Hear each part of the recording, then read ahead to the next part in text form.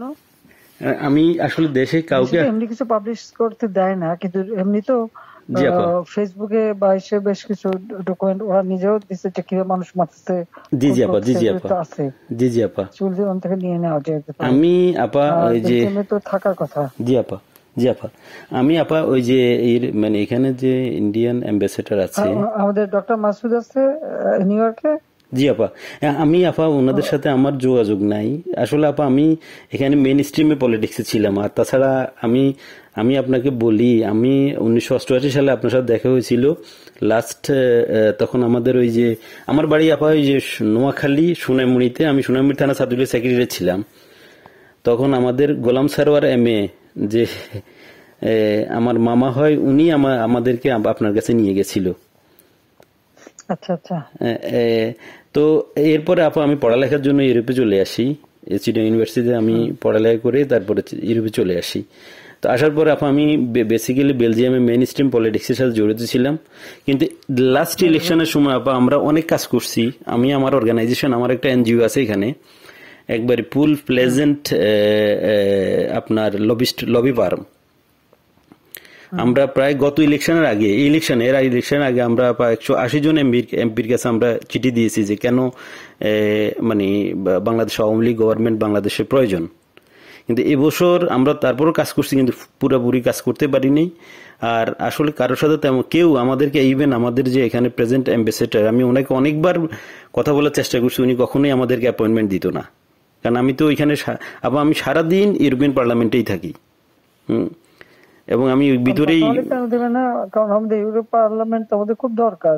আপা আমি আমার এই আগামী মাসের প্রথম সপ্তাহে আমরা কনফারেন্স করব আমি সিদ্দিক ভাইকে অন্যভাবে সিদ্দিক ভাইয়ের সাথে আমার সরাসরি কথা হয়নি আমার একজন খুব বেশি একটা সুস্থ না সে খুব বেশি একটা নড়তে চড়তে পারে না জি আপা জি এখন আপা কার সাথে যোগাযোগ করবো সেটা হলো কথা আমি চাচ্ছি না যে বেলজিয়াম আওয়ামী লীগের তো নেতৃবৃন্দ আছে ওদের সাথে কথা বললে ওরাই তো অনেক কিছু দিতে পারবে। ওরা আসলে আমি বলছিলাম যে আমি শহীদ ভাইকে বলছি আমি রতন ভাইকে বলছি জাহাঙ্গীর চৌধুরী রতন ভাইকে বলছি যে আপনারা আমার কিছু ডকুমেন্টস আমি নিজেই ডকুমেন্টস তৈরি করে দিয়েছি তারা আরো চায় যেমন কিছু এমইপি আমাদের বন্ধু বান্ধব আছে খুব বেরি মানে অনেক ভালো বন্ধু এমইপি তারাও জানে তো তারা আমাকে বললো যে তুমি আমাদেরকে আরো কিছু ডকুমেন্টস দাও আমরা এটা নিয়ে কাজ করব মানে আমরা প্রায় 15 জন এমপির কাছে চিঠি লিখেছি আপা ইউটিউবে যুগ জি আপা ফেসবুকে যুগ সবই তো পাওয়া যায় এখন জি আপা আমরাও যা পাচ্ছি ওখান থেকে পাচ্ছি আচ্ছা আচ্ছা আচ্ছা আচ্ছা জি ওখানে কালেক্টেড আর আমাদের আওয়ামী লীগ ওখানে করলে পরে নিশ্চয়ই তারা কি করবে ওরা তো আমাদের সাথে আছে উনি ইয়েরাও আছে যেমন শহীদ ভাই জি আর আমেরিকা থেকেও তো দেবে না কেন আমেরিকা তো আমি ওই যে মানে কারোর সাথে আমার যোগাযোগ নাই কার সাথে যোগাযোগ করলে পাবো আপা সিদ্দিক সাহেব তো আছেন ওনারা ওই যে কয়দিন মনে হয় কয়দিন ব্যস্ত ছিল সিদ্দিক সাহেব আছে তারপরে আমাদের মোহাম্মদ আলী সিদ্দিক আছে আমাদের যারা আওয়ামী লীগের নেতৃবৃন্দ যে কোনো একজনের পারলে তো ওখানে পাওয়া যাবে। আচ্ছা ঠিক আছে আপা জি জি আপনি ভালো আছেন তো আপনি হ্যাঁ আমি ভালো আছি আর আমি যখন পাওয়ার ছিলাম অনেক ডকুমেন্ট ওই যে মানুষকে মেরে ঝুলিয়ে রাখা এগুলি সমস্তই তো আমরা এগুলা আমি চাচ্ছি ক্ষমতা দখল সে তো জবরদখল করছে তার কোনো লিগালিটি নাই যে হচ্ছে উপদেষ্টা বলে আমাদের কোনো পদ নাই যেভাবে সে ক্ষমতা গেছে এটা তো মানে মানুষ খুন করে মেরে একটা সিচুয়েশন তৈরি করে তারপরে তো সে ক্ষমতায় গেল জি জি আপা জি জি না আমরা এগুলা আমাকেই মেরে ফেলা জি আপা আমরা এগুলা আমরা ইউরোপিয়ান পার্লামেন্টকে জানাচ্ছি আর তাছাড়া আমি তো পদত্যাগ করি নাই জি আপা আপা সবচেয়ে বড় কথা হচ্ছে যে আমাদের কনস্টিটিউশনের আর্টিকেল 57 অনুযায়ী যেভাবে পদত্যাগ করতে হয় জি আপা আমার কিন্তু সেভাবে পদত্যাগ করা হয়নি। আচ্ছা আপা আন্দোলনের পিছনে থাকার একটা বড় কারণ হচ্ছে যে তার যে দুর্নীতি জি আপা মানি লন্ডারিং জি জি আপা ট্যাক্স ফাঁকি দেওয়া জি লেবারদের অর্থ আত্মসাৎ করা জি আবার লেবার লিডারদের ঘুষ দেওয়া জি আপা এই সবকিছু মিলেই কিন্তু সে একটা সিচুয়েশন তৈরি করতে যাচ্ছে তার সাথে তারা কিন্তু কিছু দেশ সবসময় সাপোর্ট করে ওই চেষ্টা কাজে লাগাইছে। তার একটা ভার্ডিক্ট ছিল জি আপা মামলার 6 তারিখে জি আপা আগস্ট। জি আপা ওরা যাতে না হতে পারে সেজন্য সে 5 তারিখে আগায় নিয়ে আসে। আর 5 তারিখে আনার ফলে যেটা হলো, আমার যখন মানুষ মারা গেল আমি একটা জুডিশিয়াল কমিশন করলাম জি আপা এনকোয়ারি করবার জন্য। জি তারপর আমি সিদ্ধান্ত নিলাম যে আমি থাকবো না, আমি ছেড়ে দেবো। আপা আপা আপনি কি কোনো স্পিচ দিবেন নাকি? চাই না। আমরা যদি কোনো প্রোগ্রাম করি পার্লামেন্টে 5 তারিখে আমার একটা নেশনকে অ্যাড্রেস করে আমি যাবো রাষ্ট্রপতির কাছে, আমি তার কাছে সাবমিশন করবো। জি পার্লামেন্টারি সিস্টেমের নিয়ম হচ্ছে যে আমি যদি রেজিগনেশন সাবমিটও করি, যতক্ষণ পর্যন্ত মেম্বার্স অফ পার্লামেন্টের ভিতর থেকে মেজরিটি অন্য কেউ যদি মানে অনুমোদন পায় তাহলে সে হবে প্রাইম মিনিস্টার।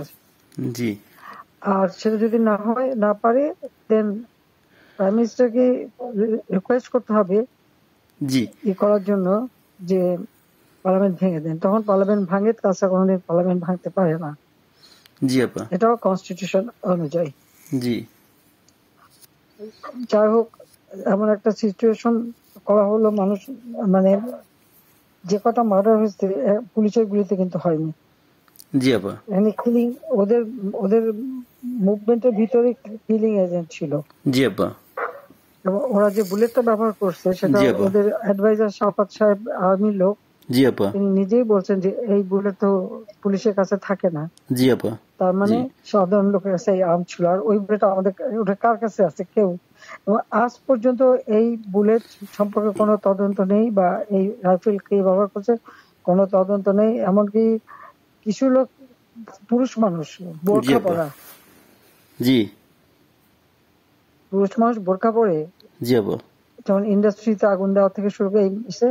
এবং আমি যখন রুগীদের দেখতে গেলাম, আমি প্রত্যেকটা রুগীকে দেখতে গেছি, আমি প্রত্যেক খাবার যাওয়া তখন মারা গেছে সব ফ্যামিলিকে আমি 10 লাখ করে টাকা 50,000 টাকা করে দিয়ে তাদেরকে করছি। এবং এনকোয়ারি করার জন্য আমি আমার কমিশনকে আরো বড় করে দিলাম, 3 সদস্য বিশিষ্ট জুডিশিয়াল কমিশন করে দিলাম কমিটি। জি আপা যাও সেগুলো তো করতে দেওয়া হয়নি। দেন আমি যখন ডিসিশন নিলাম যে এরকম অবস্থা আমি থাকবো না। জি আপা ইউনুস সাহেবের কোর্টের কেসের ভার্ডিক্ট ছিল ওই 666 কোটি টাকা ট্যাক্স তার কাছে পাও না।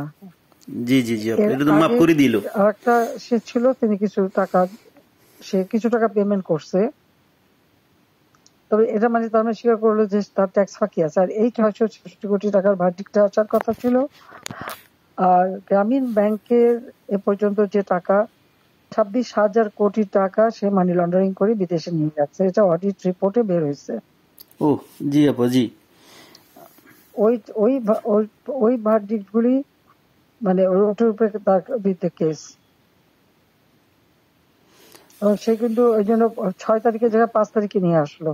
জি আর 5 তারিখে নিয়ে আসার ফলে আমার পক্ষে তখন এমন ভাবে চারিদিকে লোক ঘেরাও, আমি দেখলাম যে এখন যদি ফায়ার ওপেন করে আমার এখানে সিকিউরিটি, তাহলে শত শত লোকের লাশ পড়বে। জি আপা জি লাশ ফেলে আমি ক্ষমতা থাকতে চাই না। কিন্তু যখন আমার একটা সিচুয়েশন হয়ে গেল যে আমার সিকিউরিটি যাওয়া থ্রু এগুলো বাধ্য হয়ে তখন আমাকে সরে যেতে হলো গণভবন থেকে, যার ফলে আমার বঙ্গভবনে যে মহামান্য রাষ্ট্রপতির কাছে আমার পদত্যাগপত্র জমা আমি দেইনি। জি আপা কাজে আমার কিন্তু পদত্যাগ হয়নি। আমি কিন্তু এখনো বাংলাদেশের constitutional prime minister, elected prime minister. জি আপা ইনশাআল্লাহ আপা আপনি চলে আসবেন তো, আর বেশি দিন নেই। উনি কিন্তু তারপরে যখন মানে খুঁজে বেড়াচ্ছে তারা ফলস ছবি দেখালো, আমি সই করছি, সেটা হলো আমার ভিজিটিং বুকের সই। ছবিটা ভালো করে দেখলে দেখা যাবে ওটা একটা মোটা বই। জি আপা যেখানে ভিজিটিং ওরকম কোন বই প্রাইম মিনিস্টার সই করে পদত্যাগ করে না। আর আমার সেই চিঠিও কেউ দেখাতে পারছে না। চিঠি তো গণভবনে রেখে আসছিলাম। জি আপা গণভবন আগুন দিয়েছে, পড়িয়ে দিয়েছে, লুটপাট হয়ে গেছে, ওগুলি সব চলে গেছে। সবকিছু আপা এলোমেলো করে ফেলছে, তারা সবকিছু নষ্ট করে ফেলছে। এত সুন্দর করে দেশটাকে উন্নত করে সমস্ত জায়গায় কি সম্মান বাংলাদেশের। আমি গেলাম, আমি বিদেশে সংস্থার সাথে কাজ করি আপা, বুঝছেন, সম্মান তারা দিল। আমরা তো জানি আপা আপনার অ্যাচিভমেন্ট, আপনি যা করে দিয়ে গেছেন বাংলাদেশের জন্য বা করবেন, এটা আর কেউ করতে পারে না, পারবেও না। এটা বিদেশিরাও স্বীকার করে। আমি তো আপা মানে 10 বছর থেকেই ইউরোপিয়ান কমিশন পার্লামেন্টের লবিস্ট হিসেবে কাজ করি বিভিন্ন ইয়েতে। আমরা তো বিভিন্ন অর্গানাইজেশন আছে। আমরা ইনশাল্লাহ আপা, আমি বাংলাদেশ নিয়ে কাজ করো, যাতে ইলিগাল লোক সে পাসপোর্ট ক্যান্সেল করে, সে 495 জন আমাদের উপজেলা চেয়ারম্যান, জি আপা, 5,000 5,500 ইউনিয়ন পরিষদ চেয়ারম্যান, জি জি আপা, মেয়র পৌর কর্পোরেশনের, জি আপা, মেয়র সিটি কর্পোরেশন, তাদেরকে সে এক নোটিশে বাতিল করে দিল। এখন বন্যার সময় আমাদের সব সেট করা প্রোগ্রাম, জি আপা, এখন বন্যার সময় মাইকিং করে টাকা উঠাচ্ছে, কিন্তু ডিস্ট্রিবিউশনের নাম নেই। ওরা তো আপা মানে ওরা তো দুর্নীতির মানে পুরা আখড়া করে ফেলছে পুরা দেশটাকে। এখন তো মানুষের কাছ থেকে জিম্মি করে টাকা নিচ্ছে তারা, হাতে অস্ত্র আর লাঠি। জি আপা, গলা কেটে কেটে আমার আওয়ামী লীগের নেতাদের হত্যা করছে, গুলি করে হত্যা করছে। জি জি আপা, আমার কোনো দিন নাই যে তারা মারছে না, জি, কারণ কারো করে ইয়ে করছে, দিন দিন এটা করে যাচ্ছে। এর কোনো ইনকোয়ারি নাই, এর কোনো বিচার নাই, কিচ্ছু নেই। স্কুলের টিচার প্রায় 1,000 কত 200-র উপরে টিচারদের অপমান, কলেজ ইউনিভার্সিটির প্রিন্সিপাল, তাদেরকে এই বাচ্চাগুলিকে কিভাবে করে দিয়ে তাদেরকে অপমান করে স্কুল শিক্ষকরা গাছের সাথে বেঁধে রাখে। জি আপা, আমরা এটা লিখছি আপা। এটা আমরা ইউরোপিয়ান পার্লামেন্টের হিউম্যান রাইটস কমিশনের যে চেয়ারম্যান, সে হলো ফ্রান্সের একজন এমপি, তার কাছে লিখছি এবং এর ডকুমেন্টারি আমরা দিয়েছি।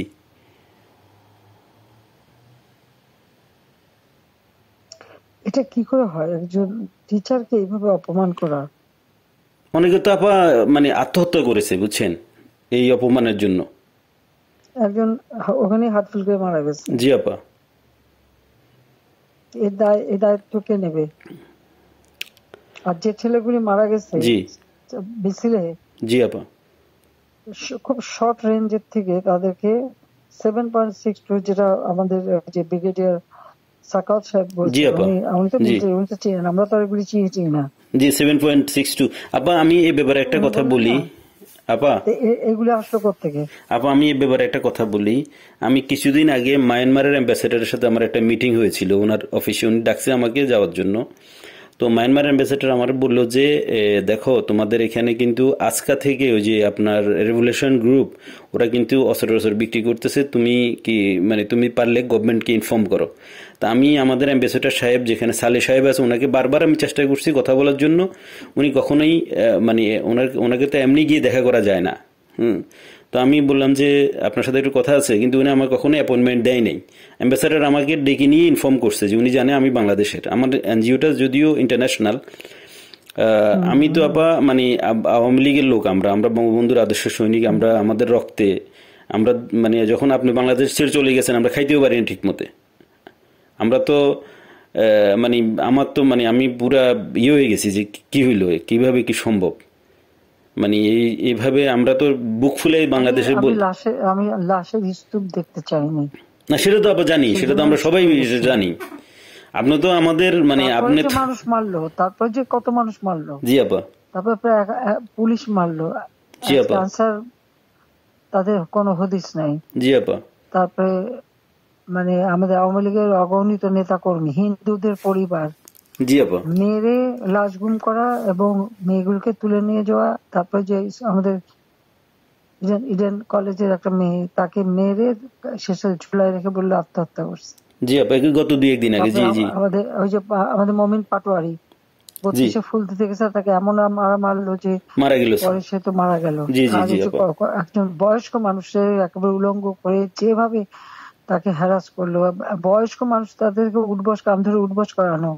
এরা কি মানে বাপ মা নাই, মানে জি আপা, মানে দেশের যে সমাজ ব্যবস্থাকে পুরাটাই মনে করেন যে শেষ করে দিয়েছে ইউনূস সাহেব তার ক্ষমতার জন্য, মানে ওনার ইয়ের জন্য, ওনার লোভের জন্য উনি দেশটা দায়িত্ব তো তাকে নিতে হবে। জি আপা 100%। আমরা তো আবার আমি উপরে দিয়ে গেল ক্ষমতায় ওনাকে, মানে ওনাকে উনি তো মানে ওয়েস্টার্ন কান্ট্রির ইয়ে দিয়ে চলে, ইউরোপের।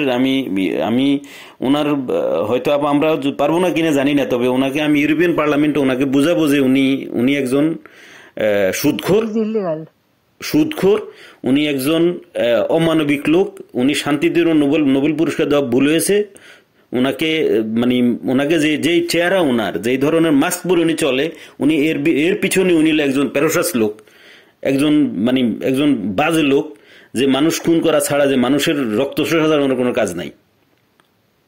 Shellfish, self centred. জি আপা, আপনি দোয়া রাখেন ইনশাল্লাহ। আপনার কথা বলছি, অনেক ভালো লাগছে অনেকদিন পরে। আর তাছাড়া আমি যাদের সাথে যোগাযোগ করা দরকার, আমি চাচ্ছি যে কিছু ইন্টালেকচুয়াল বডি যারা, তাদের সাথে যোগাযোগ রেখে ওনাদেরকে আমি এনে প্রোগ্রাম করব। না, তারা বলুক বাংলাদেশের যে অবস্থাটা, কোথায় আমি নিয়ে গেছিলাম বাংলাদেশকে, জি আপা, আজকে বাংলাদেশ কোথায়। জি জি জি আপা, এরাও বুঝে, বুঝছেন। ঘরে ঘরে ডাকাতি হচ্ছে, তারা ইলিগাল আর্মস রিকভার করে না, ইলিগাল আর্মস জমা দেওয়ার জন্য নির্দেশ দেয়। এখন প্রত্যেকটা ফ্যামিলি এবং একটা এলাকায় রাত্রেবেলা একজন করে জেগে বসে থাকে ডাকাতের ভয়ে। জি আপা, দিনেও ডাকাতি করে, ডাকাতি করে। এখন তো কোনো আইনের শাসন নেই দেশের মধ্যে, কোনো প্রশাসন নেই, আইন নেই, শাসন নেই, কিছু নেই। আরে এনে মাথা ব্যথা নাই না, ওনাদের তো শুধু কখন কে কাকে মুক্তি দিবে, কার যে কার ভার্ডিক্ট উঠাই ফেলবে, কার কি জেল থেকে ছেড়ে দিবে, কারে কি ইয়ে করবে, শুধু ওইটা নিয়ে ব্যস্ত ওনারা। সে ক্ষমতা দখল করে সবার আগে নিজের ট্যাক্স মাফ করে। জি, 662 কোটি টাকা মাফ করে দিল উনি নিজে। এখন বলে যে না, আমি ক্ষমতার অপব্যবহার করতে চাই না, আমি আমার কেস লড়তে চাই, এই করতে চাই, সেই করতে চাই, এখন বলে। কিন্তু আপনি আইসিআই তো আপনার ইয়েটা মাফ করে নিলেন, প্রথম আইসিআই উনি মাফ করে নিল ওনার মাফ করলো, মানি লন্ডারিং মামলা, মামলা প্রত্যাহার করলো। তারপরে গ্রামীণ ফোনের বিটিআরসি টাকা পায় প্রায় 2,000-2,500 কোটি টাকা, সেটাও মাফ করাই নিল। আপা, আপনি আপনার ইন অ্যাবসেন্সে দলের এখন দায়িত্বে বা দল কিভাবে দাঁড়াবে সেটার কোনো সবার বিরুদ্ধে মামলা। জি আপা, আর বাকি সব জেলখানায়। জি আপা, নাই।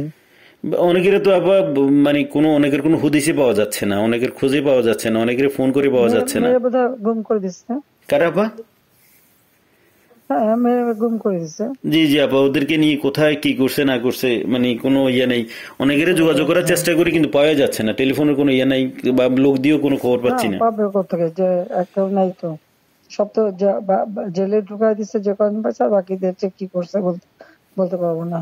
আমি এমনি তৃণমূলের নেতা কর্মীদের সাথে কথা হচ্ছে না, সবাই আপনার কথা বলে। আমরা যাদের সাথে তৃণমূলে, যারা একবারে রুরাল এরিয়া বা ডিস্ট্রিক্ট লেভেলে, সবাই বলে যে আপা এখন সবার সাথে যোগাযোগ করতেছে, আপাকে অ্যাভেলেবেল পাওয়া যাচ্ছে। তো একজন আমাকে দিয়ে বললো যে আপনি যেহেতু অর্গানাইজ করতেছেন, আমি আবার সিরিজ প্রোগ্রাম করবো ইউরোপিয়ান পার্লামেন্টে ইনশাল্লাহ। আমাদের বন্ধু বান্ধব আছে পার্লামেন্টারিয়ান, ওদেরকে বলছি, ওদেরকে আমি পার্সোনালি গিয়ে কথা বলছি, ওদেরকে ডকুমেন্টারি দিচ্ছি। ওরা সেপ্টেম্বর, যেহেতু আগস্ট মাসটা ছিল, বন্ধ ছিল, ওরা সেপ্টেম্বর থেকে ইনশাল্লাহ ইয়ে করবে। আচ্ছা, ওরা সেপ্টেম্বর থেকে ইনশাল্লাহ প্রোগ্রামটা আবার লঞ্চ করবে। এবং আমরা হিউম্যান রাইটস কমিশনে, আমাদের বন্ধু বান্ধব আছে ইউরোপিয়ান কমিশনে এবং ইসিএসসি কমিটির, আমি আমার ওয়েল কানেক্টেড হচ্ছে SND group, social democratic and progressive অ্যালায়েন্সের সাথে। ওরা আমাকে ফুল সাপোর্ট দিবে এবং ওদেরকে আমি পার্সোনালি গিয়ে কথা বলে আসছি যে আমাদের বাংলাদেশ আওয়ামী লীগ জি না যোগাযোগ আছে। আমি কালকে ওর সাথে দেখা করেছি এবং আমি ওরা জানে আমি এর আগেও রোহিঙ্গা নিয়ে কিছু লয়ার জোগাড় করে বলু গেছিল। জি জি, বলে 2-3 দিন বেশ কাজ করছে, অনেক প্রায় 200-300 লয়ার ওখানে যে ঢুকছে, তাদের বিরুদ্ধে মামলা দিয়ে আর ওদের যে লাঠিয়াল বাহিনী দিয়ে জি জি কাউকে কোর্টে ঢুকতে দেবে না। আমাদের কোনো লয়ার কোর্টে ঢুকতে পারবে না, একজনকে ছোড়াও মারছে। জি জি, ছুরি মারছে একজনকে আফা। জি জি জি, আমরা আফা না, আমি এখানের মনে করেন যে আমি এসএনডি, আমাকে সরাসরি আমি এসএনডি কে বুঝাতে সক্ষম হয়েছি যে বাংলাদেশ আওয়ামী লীগ সোশ্যালিস্ট পার্টির একজন পার্ট অফ সোশ্যালিস্ট পার্টি, এবং আমাদের নেত্রীকে, যিনি আমাদের দেশের সবচাইতে, আমরা আমাদের দেশের যিনি স্বপ্নকে মানে আমাদের যে মানে দেশটাকে গরিব থেকে মধ্যবিত্ত আয়ের দেশে নিয়ে আসছেন, ওনাকে অনৈতিক এবং অবৈধভাবে ওনাকে ক্ষমতাচ্যুত করা হয়েছে, ফোর্সলি ওনাকে দেশ ছাড়তে বাধ্য করা হয়েছে ওনাকে। তো তারা মানে বলছে যে ঠিক আছে, আমরা পার্লামেন্ট সেশন খুলুক, আমরা এটা নিয়ে আলাপ করব, এটা নিয়ে আমরা ডকুমেন্টস গুলো দেখবো যে আসলে বাংলাদেশে কি হচ্ছে।